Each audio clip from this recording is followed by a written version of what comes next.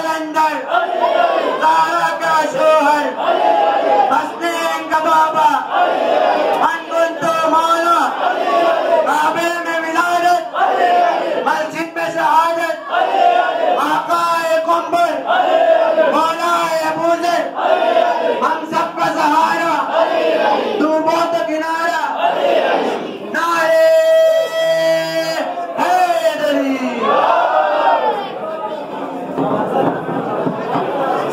أعوذ بالله من الشيطان الرجيم مدرسے کے اساتذہ کرام کا انتہائی مشکور و ممنون ہوں کہ اس پررونق محفل بمناسبت ولادت وسعادت مولا المؤمنین منعقد کرتے ہوئے علم کی دوستی کا ثبوت دیتے ہوئے باب العلم کی ولادت وسعادت کی مناسبت سے آج یہ تقریب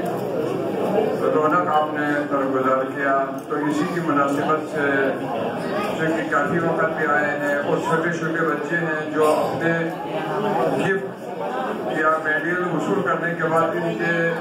دلوں میں یہ شوق پیدا ہوا ہے کہ میں اس کو جلدی لے جا کے گھر میں دیکھا، تو لہٰذا ان کو زیادہ روکنا مناسب نہیں سمجھتا۔ ایک قول ہے جو وصیت نامے کی عنوان سے انتہائی طولانی وصیت نامہ ہے جو مولا امیر المؤمنین علی بن ابی طالب علیہ السلام نے اپنے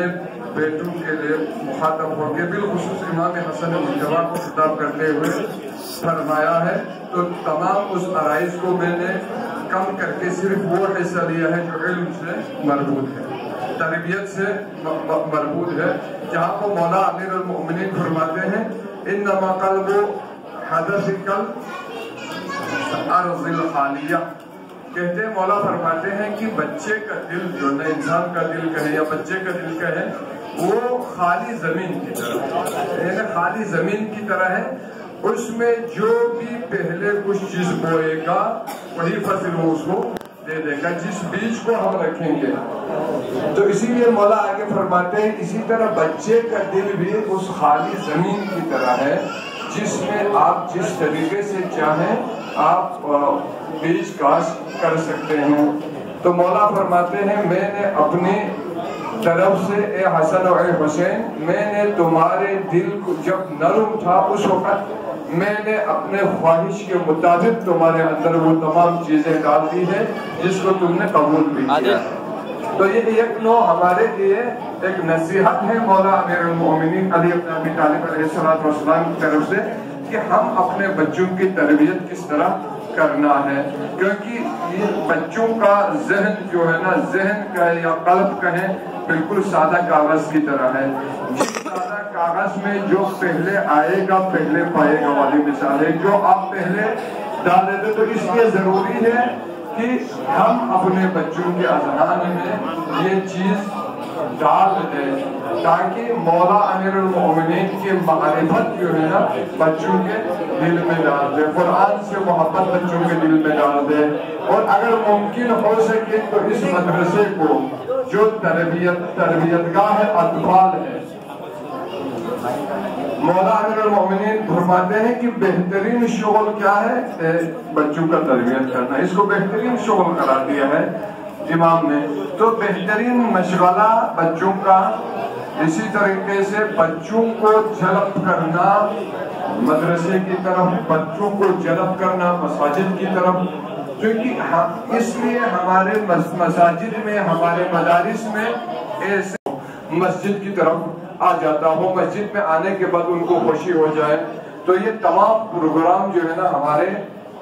دین کی تقویت دین کے سلسلے میں ہمیں لازمی ہے، اس لیے چونکہ یہاں پر اراکین انجمن تشریف رکھتے ہیں تو میں ان کے لیے بھی ان سے بھی یہی درخواست کرنا چاہوں گا کہ آپ لوگ ان مدارس کے اوپر اپنا زیادہ سے زیادہ توجہ کریں، اور جدید